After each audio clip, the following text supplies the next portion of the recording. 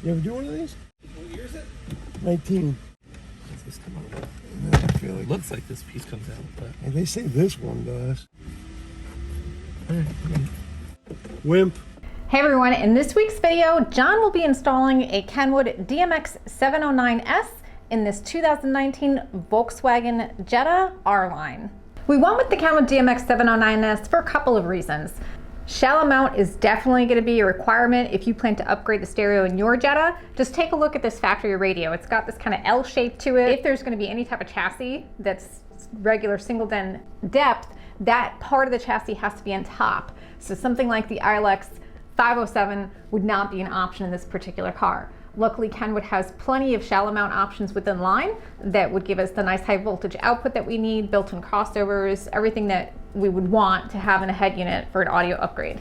Aside from upgrading the head unit in this car, we are going to be adding an amplifier and a subwoofer. We're going to be using Kenwood eXcelon X502-1. This is a little monoblock, super efficient, compact, 500 watts. It's going to be a perfect match to our Kicker Comp R10 with the passive radiator. This subwoofer, it sounds great. It doesn't take up a lot of real estate in the trunk, which is one of the reasons we went with it. Now, when this vehicle first came into the shop, the client explained to me, he's looking for an audio upgrade. So the first thing I did was I got in the car and I took a listen for myself.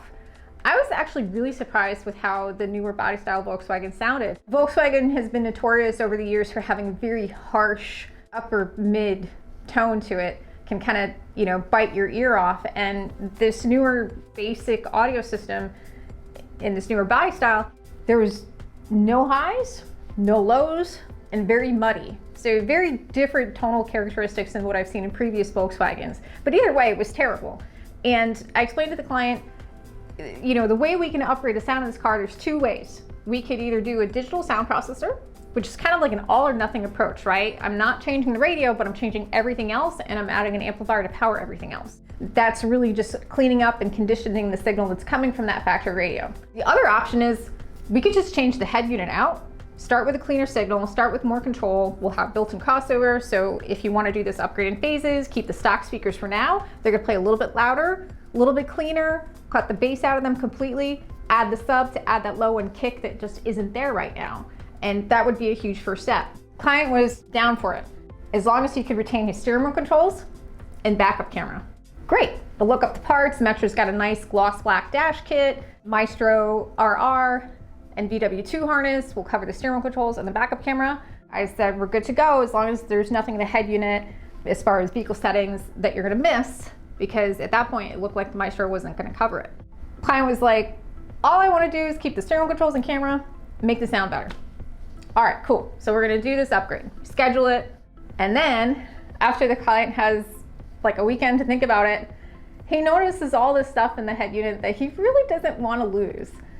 So I'm kind of like freaking out, thinking about installs from years ago where we didn't have these advanced steering control modules like the Maestro.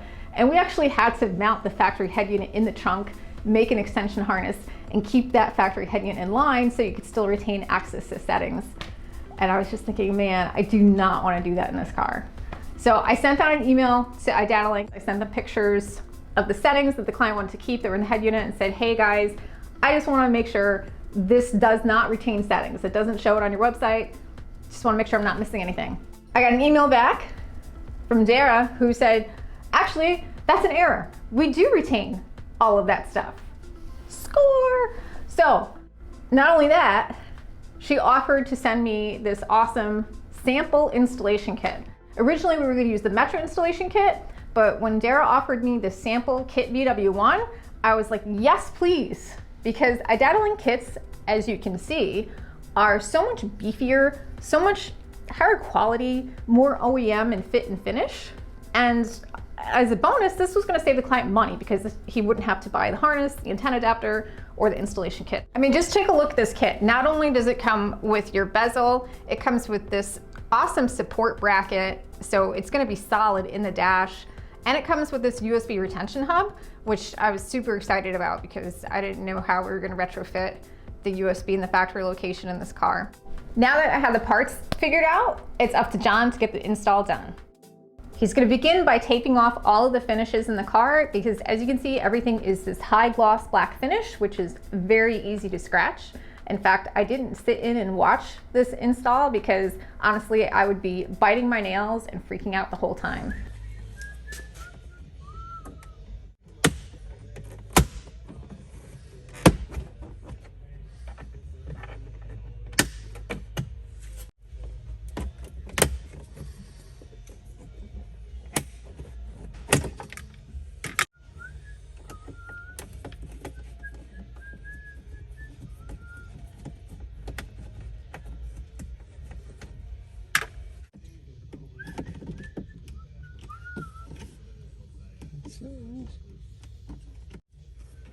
That's why we get the big bucks.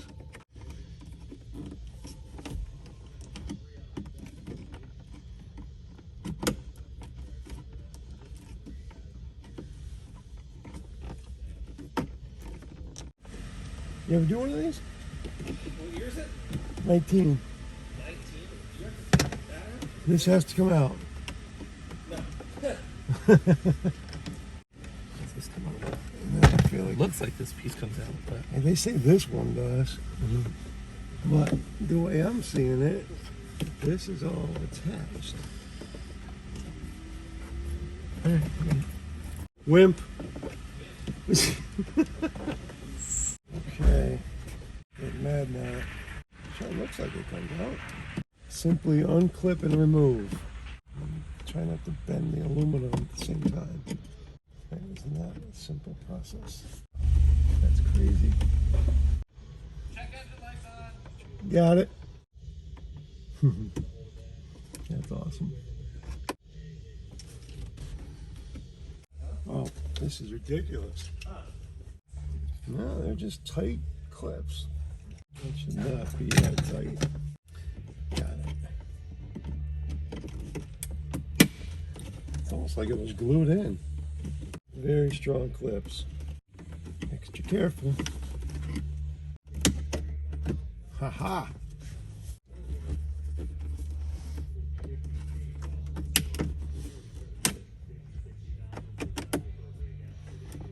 Come on, Volkswagen, you could do better than this. Really? That is bullshit. That's insane.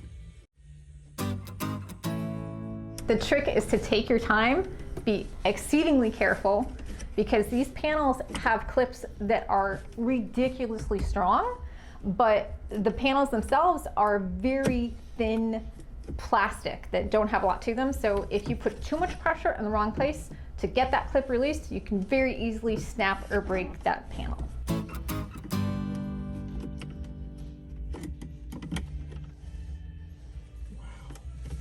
It's almost unnatural.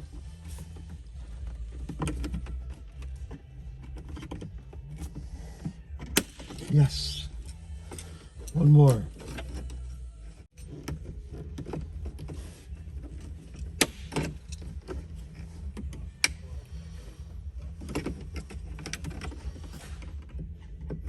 It's impossible. Why would they make it like that? Jesus. Get it? Yeah, I got it. That's insane. Well, no bends.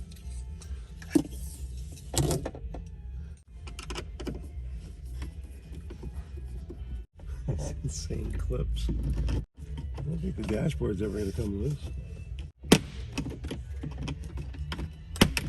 Yeah, baby. Oh, don't make me get closer right now. Yes, that was easy. Okay. Top of the steering column's got to come off. Screws here. Good thing I didn't go just prying that thing apart.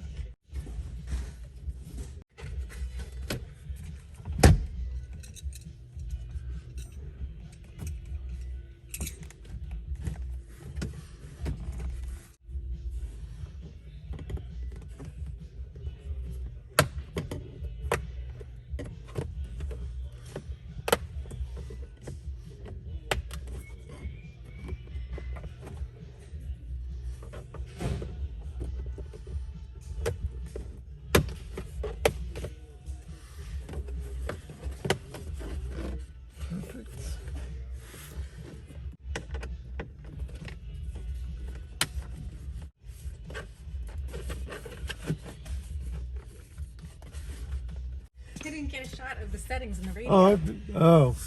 I've been filming the whole thing. Okay. These things were such a bitch to get off. Well, I'm glad the radio's still in there. It might be in there for another hour. This is insane. This car is insane. Is there screws under here? I got one. These clips are insane. They're absolutely insane. It's like they're not made to come off. Okay, this has to come off next, so. There we go. Unclip and remove. Is that easy? Okay. Gotta be bold.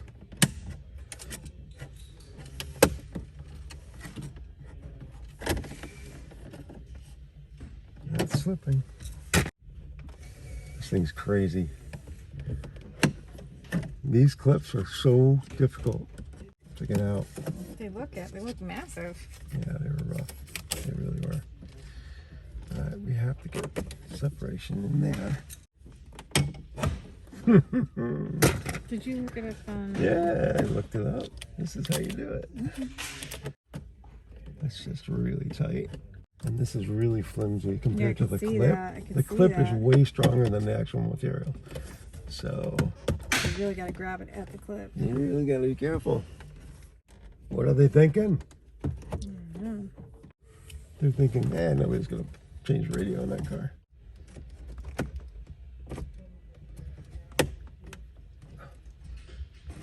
It's insane. So they don't show you taking that off? I'm as careful as I'm going to be. They don't show you taking that thing off? Yeah, you do. I was just going to say, how else are you supposed to get it? You have to, what do you think I'm doing it for? Oh my God. You have to take this off. This has to come, there's some clips. Yeah. You have to take all these ridiculous clips out. This thing, because it's just aluminum. Yeah.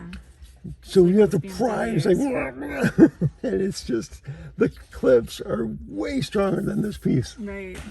It, Typical Volkswagen. it's just typical nonsense.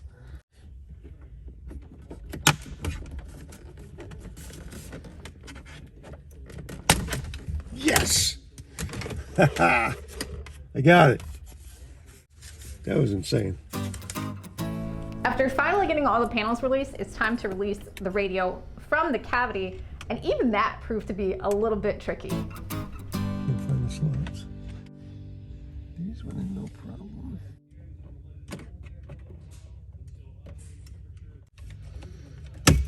No, it went back in. I thought I had it.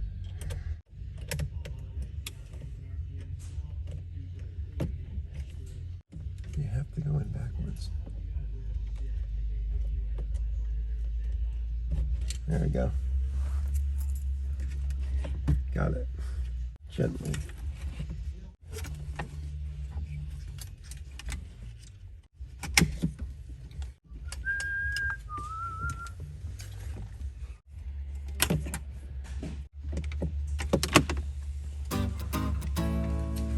With the stereo finally removed, we got a really good look at the cavity, and I almost thought we were gonna have to switch the radio over to like a Sony XAV AX4000 or 6000, just because of the shape that was in the dash, that space that we have to work with. So it looks like I think you're gonna have to, unfortunately, unless I can cut this out. But we'll see. I'll have to take it all apart.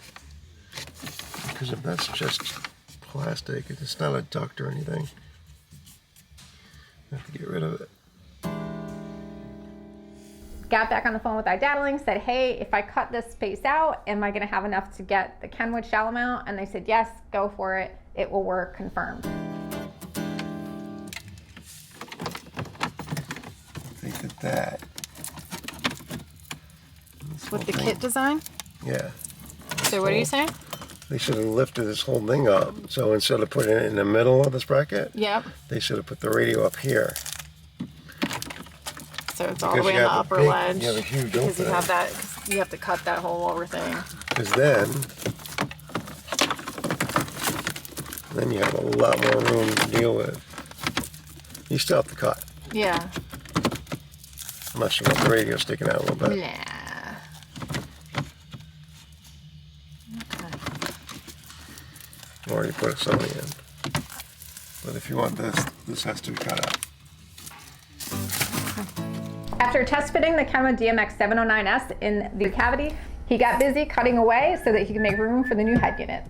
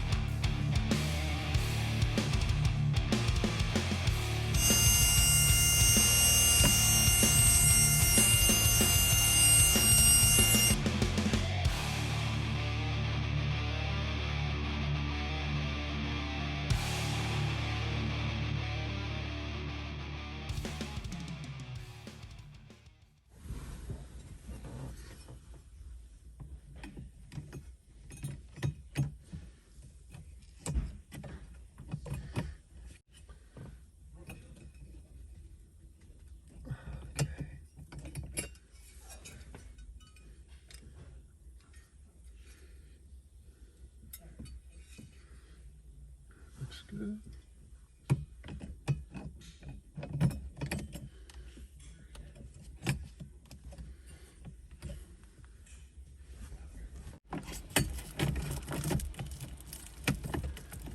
Is that gonna be enough, or do I need more? Yes.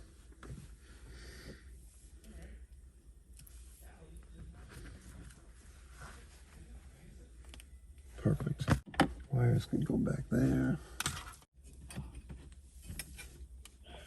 Everything's cleared. It locks in. I mean, I could cut more, but I don't think I need to.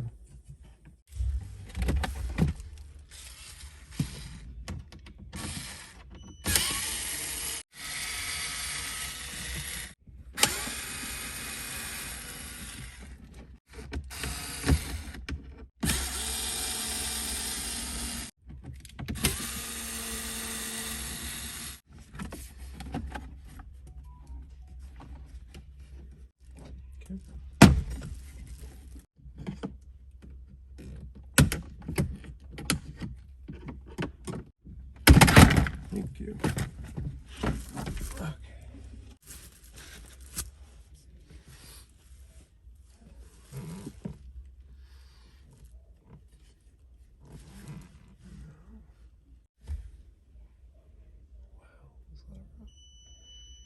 Too big. With all the dremeling completed behind the dash, it was time to figure out where this Kenwood X5021 amplifier was going to go. Unfortunately, there wasn't any room behind the glove box, but there was a good amount of space under the passenger seat. That's where he mounted the amplifier. Next up was the USB hub. Unfortunately, the USB hub that came with the KIT-VW1 was not the same as the USB hub that was in this particular Volkswagen Jetta. Luckily, John was able to pop out that USB from the KIT-VW1 hub, pop out the OEM USB port, and plug the KIT-VW1 USB in the OEM spot. So everything looks clean and original.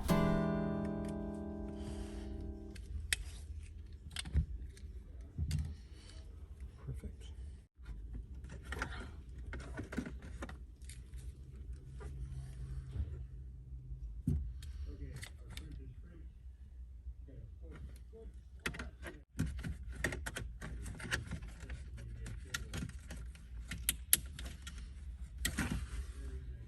Yes. USB. Now what? Now before John can actually install this radio, he's got to wire up the harness. As you can see, he's very detailed with his work. Solder, heat shrink, test the tape. Gotta make it look pretty on the dash and behind the dash.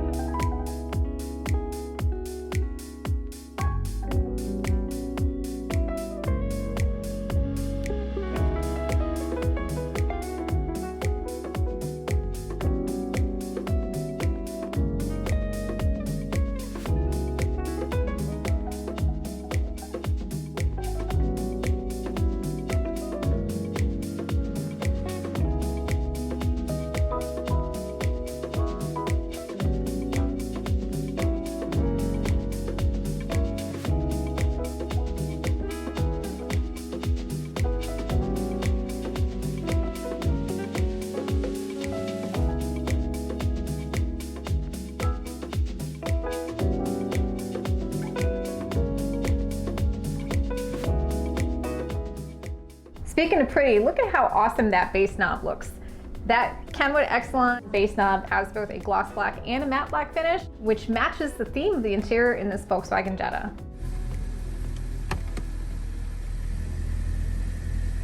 Does take a second. It takes a second. That scared me too. Like, what the It's not doing the dynamic lines though. I don't think they have camera down at all. That's got to be a CAN bus thing. I turned it on. I did, yeah, I made sure it was on too. Yeah. Now that John is wrapping up the installation, it's time for me to hop in the car and go through and kind of nitpick and double check everything that he's done. I think John and I have a pretty unique working relationship. I'm the one that's designing and selling the systems. He does the work, but before the car leaves the garage, I always hop in there and try to look at everything through what I call customer eyes, which probably drives him nuts because I'm basically nitpicking everything that he's done, looking for problems that he might have overlooked. In this little cubby space right below the radio, next to that USB, is where John flush mounted an HDMI input, just in case the client ever wants to sit somewhere and watch something from his phone while in park, he's able to do that. The Maestro is allowing us to retain our steering wheel controls, including our voice command function, as well as access to all of those settings that were in the original radio. There's this whole separate vehicle settings menu within the radio labeled Jetta, and once you go into there, you can see all of the information that was previously in the original stereo, plus some bonus stuff like clearing an airbag light. I thought that was pretty cool. But I mean, just look at all of this. Everything is in there. And then some. This car didn't actually have climate control display on the screen with the original radio, and now they do, which I think is pretty cool. There were some quirks with the camera. Unfortunately, the Maestro was not giving us full support for reverse camera, and John ended up running his own reverse trigger wire. Even though the Maestro is supposed to output that, it wasn't doing it consistently. And the other feature that we weren't getting were the dynamic park guidance lines. It looked like that was supposed to be supported, but it was not. I don't know if iDatalink has since done an update. Those were the only sort of real snags that I saw in the overall installation, but they were easily overlooked because we achieved the main objective. We got the better sounding stereo in there, we retained access to all the settings and features of the original radio, retained the climate controls, and retained the camera, so we got our bases covered. In order to improve the sound quality of this vehicle, John has turned on the crossovers so that we're telling those stock speakers just to play mids and highs, and we're letting our new kicker sub play all the bass. Now all the client has left to do is the speakers to complete their total sound system upgrade. Thanks to John's thorough and professional installation, this car went out sounding way better than when it came in, without losing any of the features or functions of the factory stereo. Well, that is it for this week's video. Thank you so much, guys, for watching. Please let me know what you think in the comments below. If you enjoyed this content, please give me that like and subscribe, and I will see you guys next time.